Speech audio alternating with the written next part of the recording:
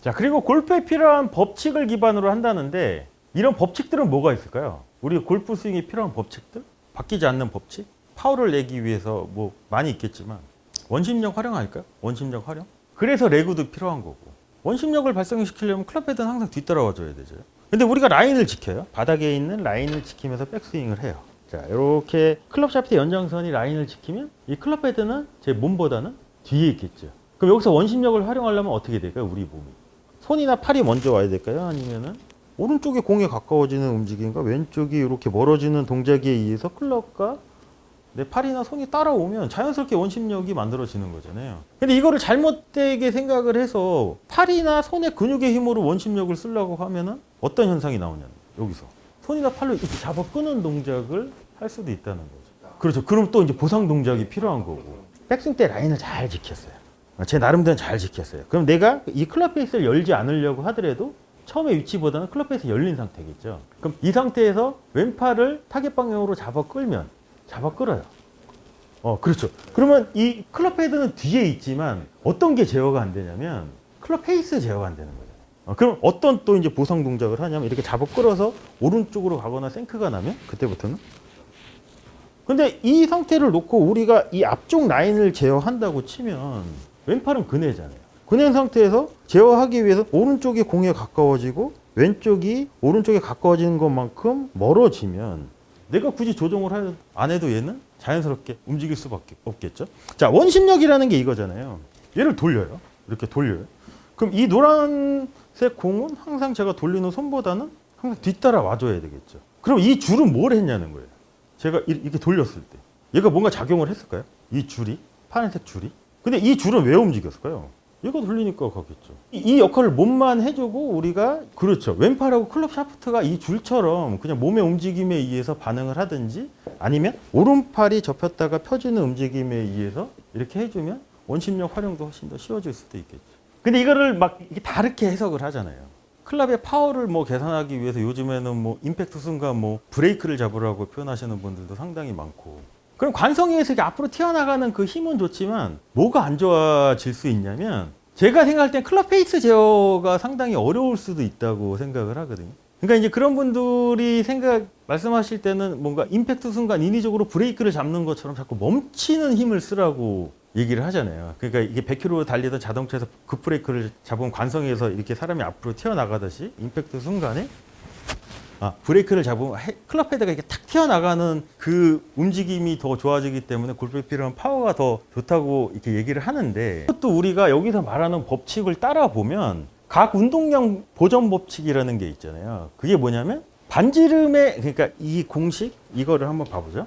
자, 이 영상을 먼저 한번 봐볼게요. 팔이 아크가 길어지면 속도가 느리지잖아요. 근데 아크가 줄어들면 속도가 갑자기 급격하게 들죠. 근데 우리가 다운스윙에서 임팩트로 가는 과정 속에는 스윙 아크는 어떻게 될까요? 점점 길어질까요? 아니면 점점 짧아질까요? 짧아져요. 그럼 내가 인위적인 가속을 안 해도 자연스럽게 내 몸의 움직임은 감속이 될 수밖에 없는 거잖아요. 그게 이제 구심력을 구하는 공식이 이거래요. 구심력은 뭐 질량, 뭐 속도 다 상관없어요. 얘만 보면 돼요, 얘만. 반지름? 이 반지름이 커지면 커질수록 결국 구심력이라는 게 내 몸의 움직임인 거잖아요.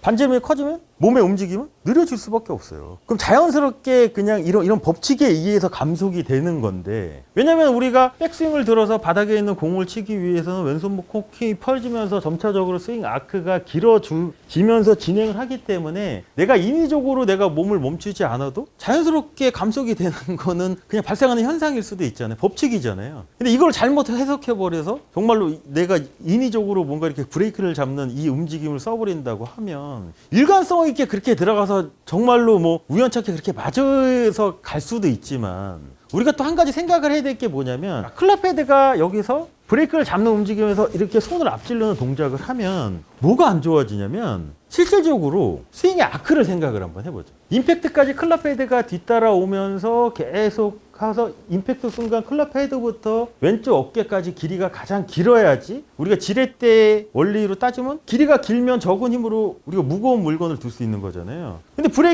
인위적으로 브레이크를 잡는 움직임에서 클럽 헤드가 먼저 이렇게 조금이라도 임팩트 전에 튕겨 나가면 스윙의 아크의 길이를 상당히 손해볼 수도 있다는 거죠. 자, 그러면 우리가 아이언이 한 클럽이 반인치잖아요. 반인치. 그러면 여기서 만약에 우리가 그 동작을 조금 일관성이 없게 해서 임팩트 순간 왼손목, 손목이 벤트가 돼서 꺾인다고 치면 이만큼의 길이를 손해보는 거잖아요. 이거는 몇 클럽이나 될까요? 클럽 수로 따지면. 1cm가 거의 한 클럽인데. 어마어마한 클럽일 수도 있어요. 근데 그거를 왜 더 큰 파워라고 착각을 하냐는 거지. 보통 사람들이 느낄 때. 왜 그럴까요? 그것도 우리가 고민을 한번 해봐야지. 뭔가 노력을 한다고 생각해서 그렇다고 저는 생각을 하거든요. 임팩트 순간 내가 뭔가 이렇게 힘을 쓰는 느낌? 왜냐면 이렇게 움직이는 걸 이렇게 힘을 줘야지 브레이크를 잡을 수 있잖아요. 그러니까 그 노력, 그러니까 잘못된 노력이 파워라고 생각할 수도 있다는 거죠. 결국은 우리가 이제 최대한 이 스윙의 아크가 이 반지름이 작으면 작을수록 몸의 움직임은 훨씬 더 빨라지는 거잖아요.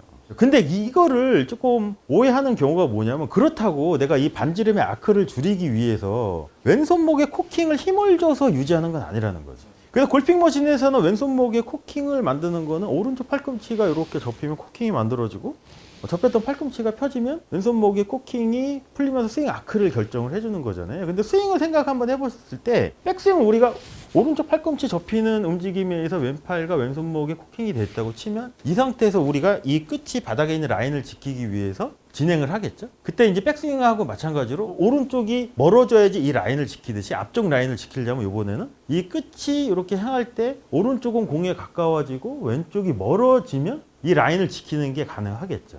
그러면 왼손목 코킹을 안 해도 팔을 이렇게 놓고 라인을 지키기 위해서 하체 움직임이 먼저 선행이 되면 오른쪽 팔꿈치가 풀리는 거는 상당히 지연될 수도 있거든요. 그러니까 이 움직임에 의해서 이 반지름의 길이를 좀 제어를 해야 되는데 좀 잘못된 케이스는 뭐냐면 이거를 그냥 막연하게 왼손 손목 코킹을 근육의 힘으로 좀 유지하려고 하는 생각? 그런 생각을 스윙을 더 어렵게 만든다고 저는 생각을 하거든요. 근데 제가 골핑 머신이 정말로 좋은 게 뭐냐면 뭔가 현상들을 이렇게 명확하게 이런 좀 물리학적인 이런 공식을 대입을 해도 어느 정도 설명이 가능하잖아요. 근데 이제 기존에는 뭐 조금 잘못된 거 뭐 브레이크 그냥 막연하게 그냥 몸을 멈춰라 이렇게 해버리면 오해 소지가 상당히 많을 수도 있으니까. 그래서 여기서도 그런 얘기가 나오죠. 이런 법칙들은 의도에 따라 변경되지 않는데요. 그리고 올바르게 해야 할 뿐만 아니라 올바른 이유를 위해서라도 해야 된대. 그렇지 않으면 끝없이 모순이 괴롭힐 거라고 얘기를 하거든요. 그래서 쓰레기 투입은 쓰레기 배출이에요. 구성 요소의 위치 및 포지션 느낌을 구성 요소 정렬 및 관계의 느낌으로 바꿔야 된다고 하는데 이 정렬이라는 거는 물론 많은 게 있지만 때로는 내가 타겟 라인에 대해서 오픈을 쓸 수도 있고 크로스도 쓸 수도 있는 거는 내 의도한 샷이 뭐냐에 따라서 그거는 분명히 바뀌어야 되는 건데 의도한 샷에 걸맞지 않은 또 정렬을 해버리면 그것도 문제가 될 수 있다고 생각을 하거든요.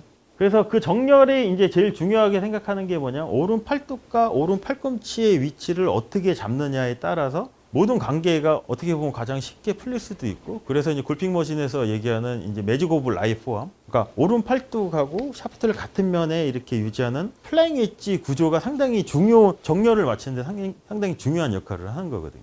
근데 우리는 그동안 그냥 막연하게 맞추잖아요. 그 대표적인 게 뭐냐면 어드레스 때 오른쪽 팔꿈치 위치를 뭔가 인위적으로 내 몸에 가깝게 놓고 자꾸 이렇게 붙이려고 하는 동작들. 그럼 긴 클럽 같은 경우는 이게 되지만 짧은 클럽이 짧기 때문에 얘가 붙는 순간 업라이트한 상태로 올라가기가 상당히 어려울 수도 있거든요. 그렇죠. 플랫하게 가는 경향이 있기 때문에 많은 문제점이 생길 수밖에 없겠죠.